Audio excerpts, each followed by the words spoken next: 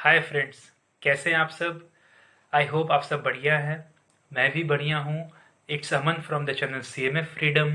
जी हाँ, एक नया वीडियो लेके आया हूँ आपके लिए, जिसमें अपने करेंगे ऑल्टमैन का जेड स्कोर 1983 मॉडल। 1968 मॉडल मैंने बता दिया था, इंट्रोडक्शन दे दिया कि था कि 1968 मॉडल क्या बोलता है। अगर आपको नहीं पता तो ऊपर में लिंक आई बटन दिख रहा होगा, आपको लिंक डिस्क्रिप्शन में भी दे दिया जाएगा। ठीक है, आप जाके वहाँ से देख सकते हैं 1968 के ऊपर इंट्रोडक्शन। और प्लस मैंने अलग से एक वीडियो बनाया था 1968 के ऊपर, दो प्रैक्टिकल एग्जाम्पल मैंने सॉल्व किए थे। ठीक है, एक नॉर्मल सम, एक बड़ा सा फुल फ्लेजेड सम जो कि एग्जाम में आने के पूरे पूरे चांसेस होते हैं। उसी तरह के सम, वो नहीं सम एकदम वही सम नहीं आएगा, लेकिन उसी तरह के सम्स आते हैं। अगर आपको प्रैक्टिकल एग्जाम्पल के भी वीडियो नहीं देख मिले हैं तो आपको ऊपर आई बटन दिख रहा होगा, वहां पे आप जाइए और वहां से आप देख लीजिए। तो चलिए इस वीडियो को एक बार शुरू करते हैं और सीखते हैं 1983 मॉडल ऑल्टमैन जी का। ठीक है, चलिए।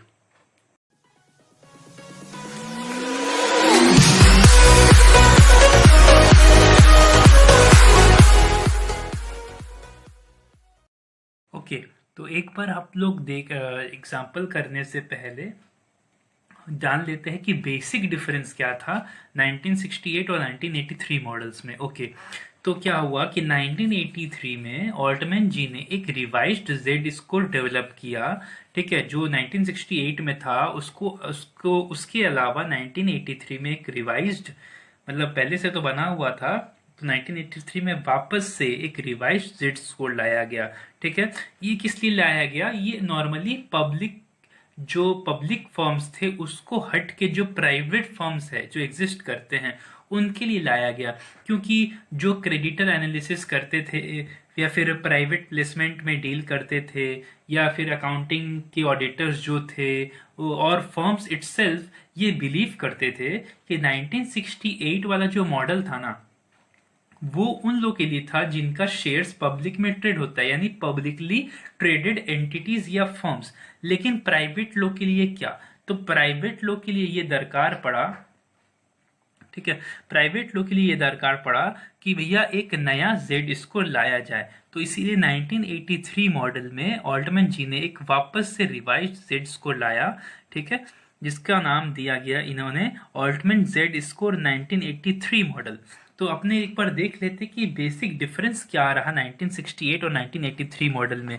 सिंपल सा चीज बताऊं, इसको ज्यादा कॉम्प्लिकेटेड नहीं करते हैं, एकदम सिंपल चलेंगे, तुरंत हो जाएगा। इसमें बस यही एक डिफरेंस था कि x1 जो 1968 में था और x1 जो 1983 में हुआ, दोनों same.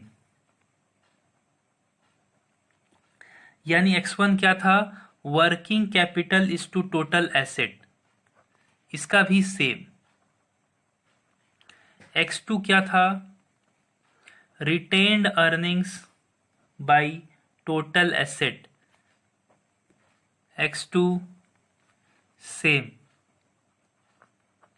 Retained earnings by total asset.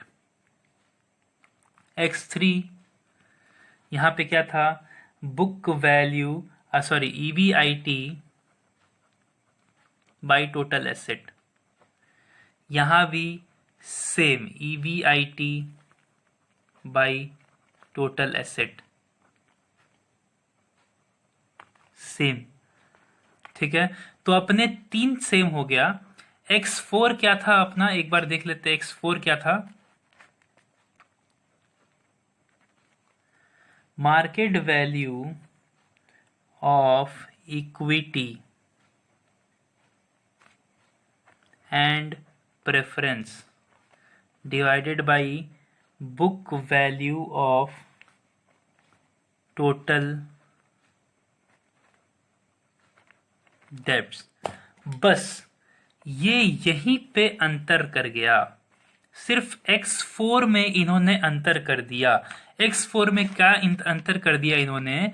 x4 में 1983 मॉडल में इन्होंने बोला कि मेरा जो x4 है वो क्या रहेगा? ऊपर में जो मार्केट वैल्यू है ना इक्विटी और प्रेफरेंस का, ये जो ऊपर में market value of equity and preference है उसको चेंज करके अपने बुक वैल्यू ऑफ इक्विटी कर देते हैं, book value of equity only कर देते हैं। ठीक है, only book value of equity कर देते हैं और नीचे में अपने क्या करते हैं, उसको डिवाइडेड बाई टोटल लाइबिलिटीज कर देते हैं, टोटल लाइबिलिटीज कर देते हैं। ठीक है, तो बस यही X4 में उन्होंने अंतर कर दिया 1968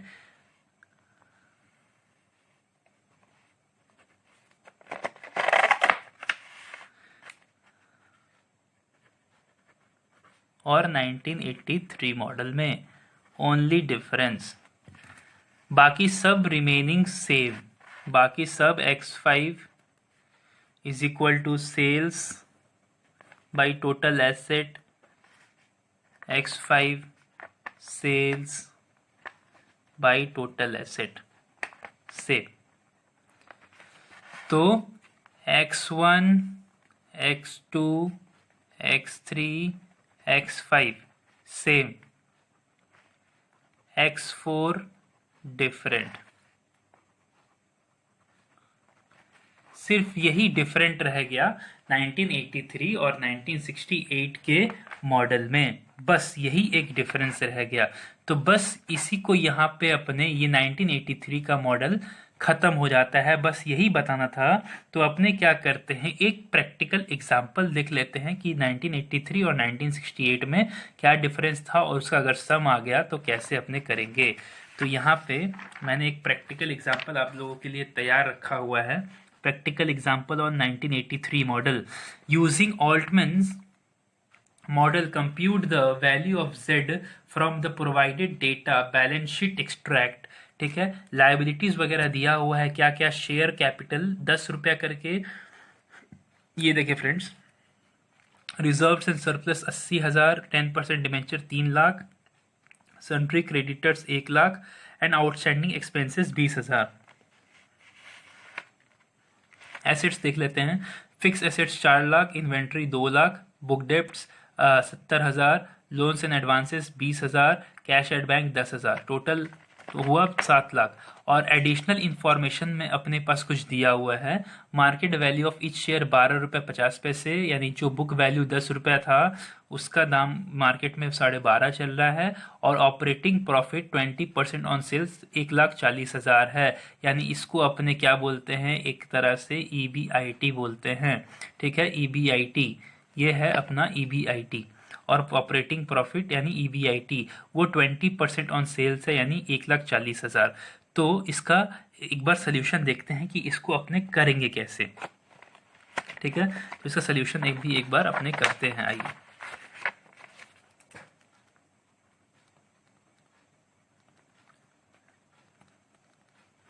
वही सोल्यूशन में एकदम सेम चीज लिखेंगे, as per Altman's model of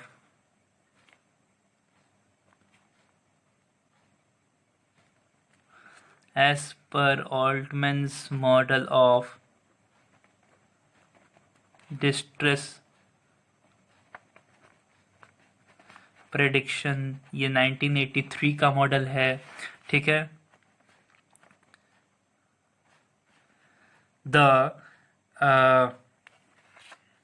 अपने क्या लिखते थे इसमें, Z इज इक्वल टू, या फिर वैल्यू निकालना है तो पहले अपने इक्वेशन बता देते हैं क्या है। ठीक है, तो यहाँ पे क्या होगा कि इक्वेशन थोड़ा सा चेंज होगा, यहाँ पे इक्वेशन चेंज होगा। ठीक है, मैंने आपको इक्वेशन नहीं बताया था पहला पेज में, इक्वेशन भी चेंज था, तो इक्वेशन अपने एक बार थोड़ा अलग डिफरेंट पेन से लिखते हैं।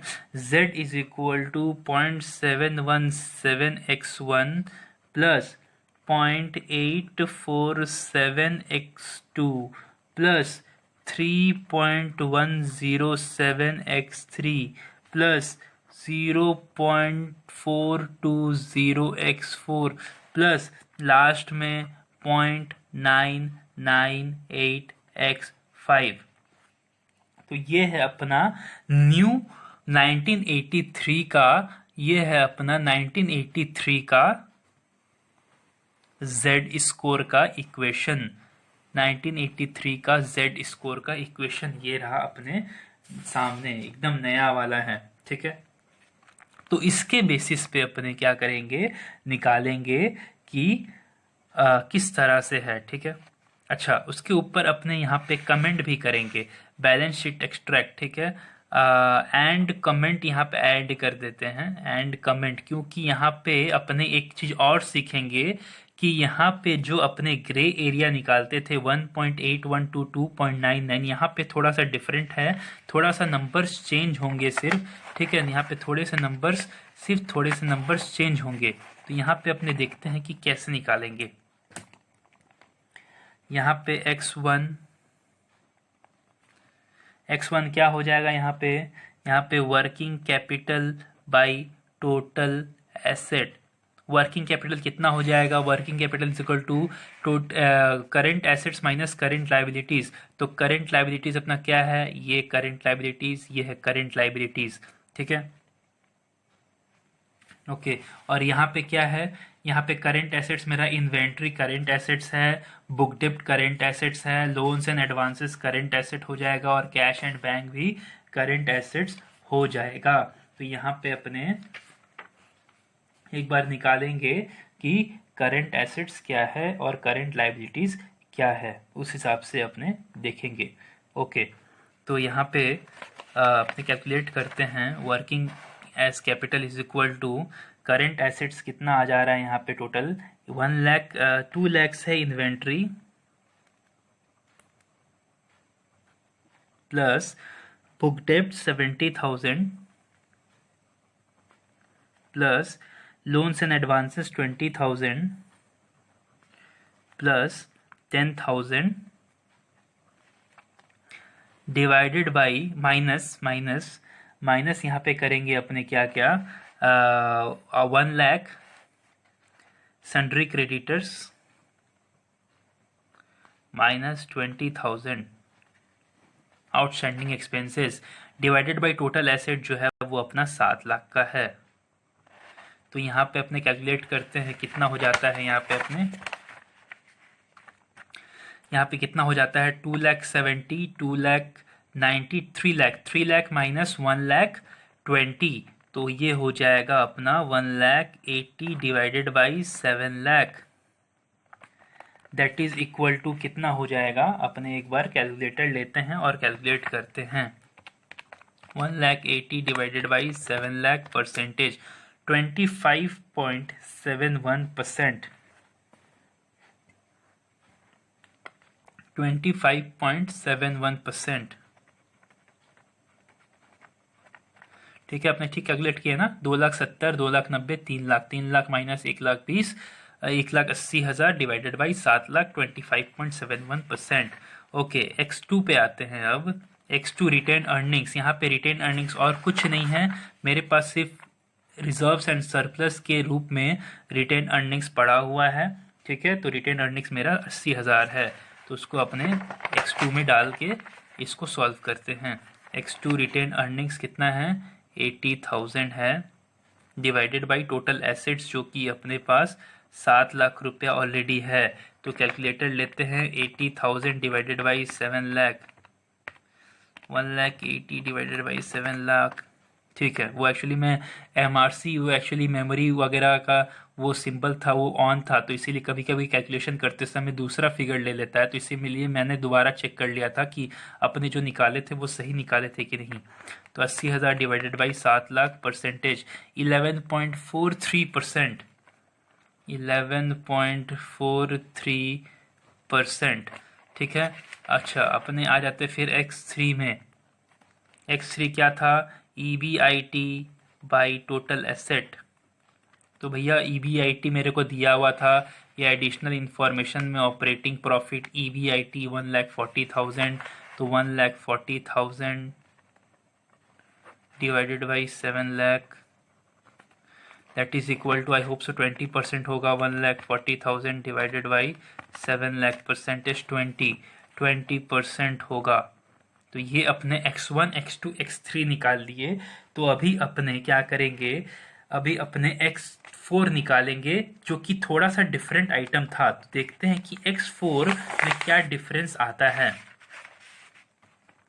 X4 इज इक्वल टू अपना इस 1983 के मॉडल में मार्केट वैल्यू को रिप्लेस करते हुए उन्होंने बुक वैल्यू ऑफ इक्विटी कर दिया था डिवाइडेड बाई टोटल लाइबिलिटीज कर दिया था। बुक वैल्यू ऑफ डेब्ट के जगह टोटल लाइबिलिटीज कर दिया था। तो अपने पास अगर हम फिगर्स में देखें तो अपने पास शेयर कैपिटल जो है इक्विटी का बुक वैल्यू लेके, तो मेरे पास बुक वैल्यू है 2 लाख का और टोटल लाइबिलिटीज क्या है 7 लाख का। टोटल लाइबिलिटीज मेरे पास कितना है 7 लाख का। तो उसी को अपने क्या करेंगे इस इक्वेशन में बैठा देंगे, यानी इस फॉर्मूला में बैठा देंगे। 2 लाख डिवाइडेड बाई 7 लाख कितना हो जाएगा 2 lakh divided by 7 lakh. Percentage 28.57% और लास्ट में अपने क्या करेंगे X5 यानी सेल्स टू टोटल एसेट। अच्छा, सेल्स तो मेरे को डायरेक्टली नहीं दिया हुआ था। सेल्स के बारे में क्या लिखा हुआ था, सेल्स तो मेरा नहीं दिया हुआ था, लेकिन यहाँ पे एक चीज़ लिखा हुआ था कि ऑपरेटिंग प्रॉफिट जो है वो 20% ऑन सेल्स है, यानी 1,40,000 जो है वो सेल्स का 20% के बराबर है। तो अगर 1,40,000 20% के बराबर है तो सेल्स जो था वो 100% के बराबर है। तो भैया 100% कितना हो जाएगा, ये बेसिक कैलकुलेशन है। Sales is equal to 1,40,000 into 100 divided by 20 that is equal to 7 lakh. तो यहाँ पे 7 lakh divided by total asset कितना है 7 lakh.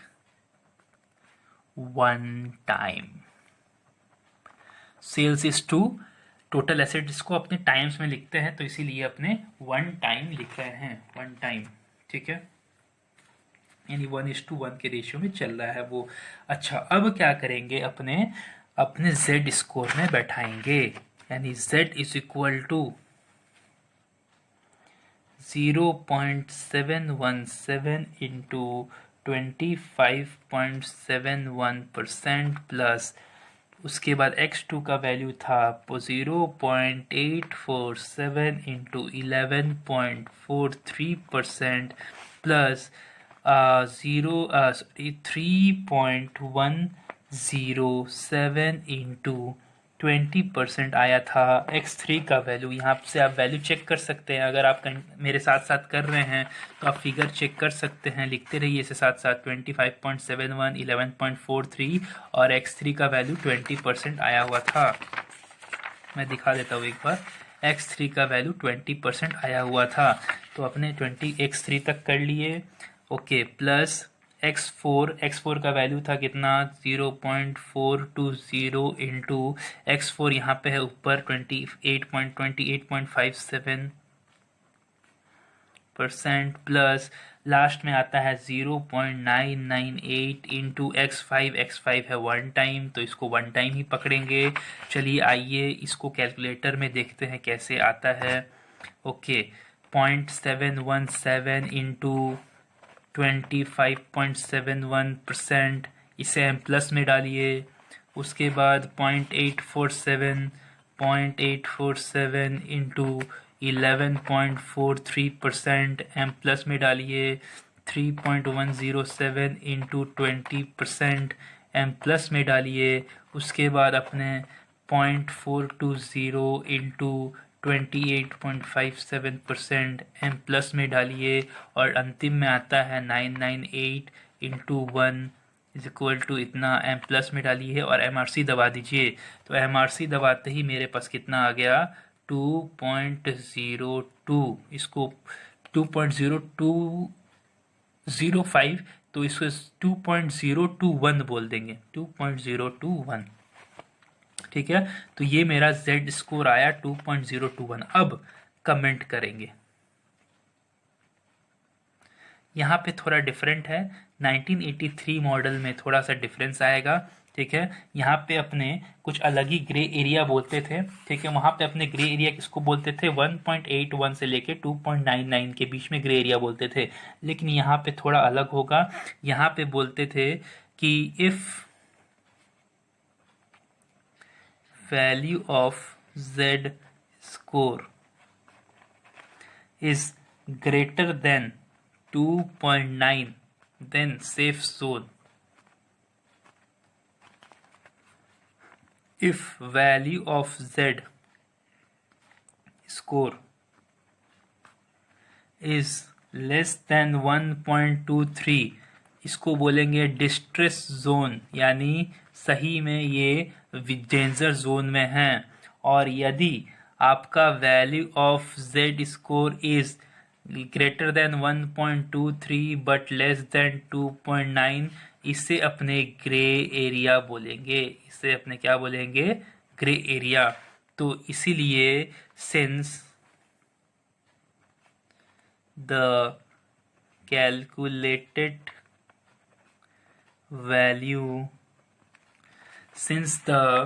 calculated value of z is 2.021, which falls within the range of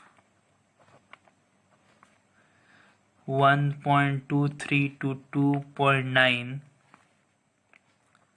so we can say